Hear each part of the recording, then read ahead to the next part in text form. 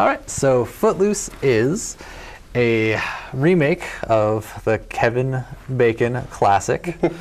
A kid moves to a small town. His mother has died, so he's taken under the wing of an uncle. And so he shows up to town and gets... From Boston. From Boston, yeah. He gets himself a car, plays music too loud, so he gets a ticket where he then realizes the town is under a strict no dancing, no loud music, no fun law. So the children are forced to go to church and can't do anything cool. So he, of course, then meets the preacher's daughter, who is the sister of the reason the laws have been passed, which was teen drinking and driving, and everybody died. So they passed laws to prevent partying, but they went a little too far. So she's, of course, a huge hussy. She is the definition of preacher's daughter, and the preacher is Dennis Quaid. Get some names in there. So he was originally played by I was going to drop that reference and then I completely forgot. Yeah, I didn't see the original Footloose. You didn't see the original Footloose? Lord, no. Oh, I just got humped. So anyway, they through the preacher's daughter and the couple random black guys in the city, they find the underground dancing, and that's where it all comes into play. And he decides he has to fight the power and get dancing re-legalized. Yeah, I think that's about it. Yeah. So the highlights of Footloose, and now the non-highlights. Oh wow! Okay, here we go. The rage dance was not earned. Biggest letdown ever. This guy busts into a rage dance for no reason. Oh my goodness, I got trouble at school. I'm gonna rage dance. Yeah. No, I'm pretty sure Kevin Bacon had a reason to rage dance. He did not. And the rage dance was terrible. High School Musical 3 has a better rage dance than Footloose. What's up with that?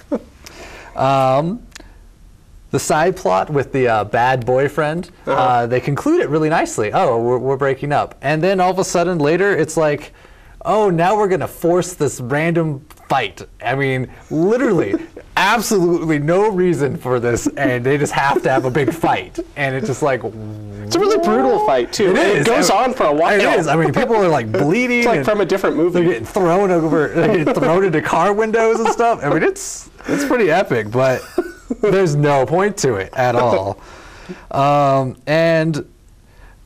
Also, Dennis Quaid is passing laws that clearly violate the Constitution, and they live in a redneck southern town. Are you kidding me? These guys are going to fight to the death for their rights, and all of a sudden, oh, we're going to pass this law that goes against every constitutional belief? No.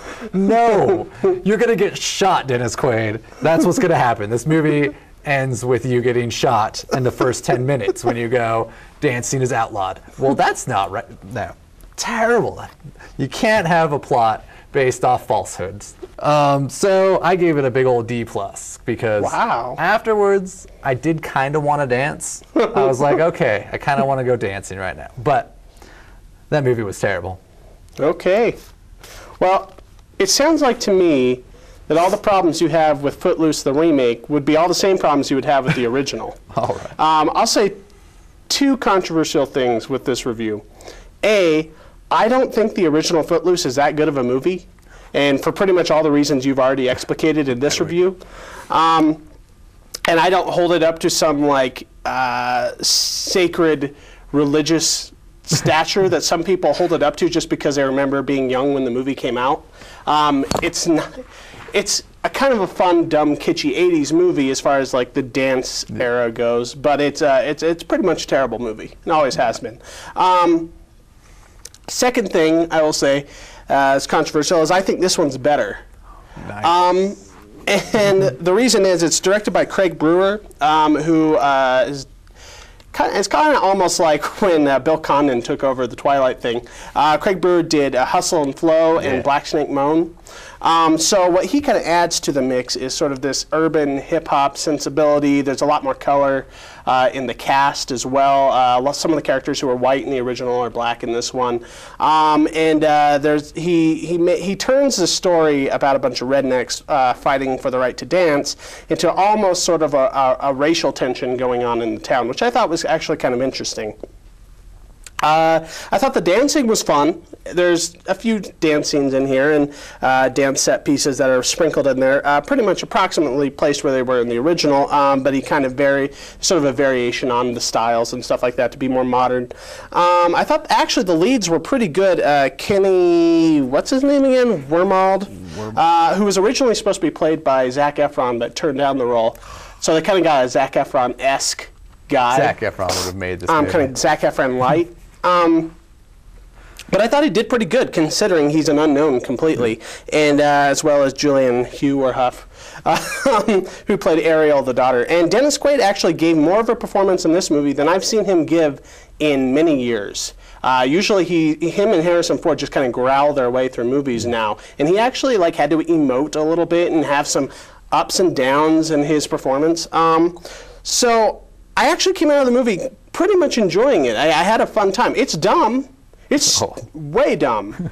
It doesn't the plot never has made sense, either in the 80s original. John Lithgow originally played the preacher in the original.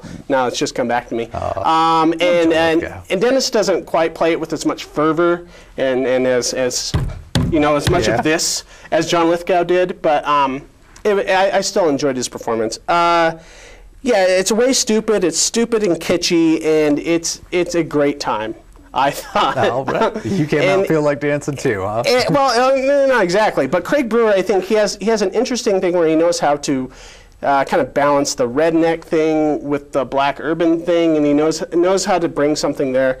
So I'd say for an MTV flick, a Footloose remake, which is completely unnecessary, you could do a lot worse. I gave it a B+. Whoa. E+. Holy cow. And that's how we're starting the show. That came out of nowhere.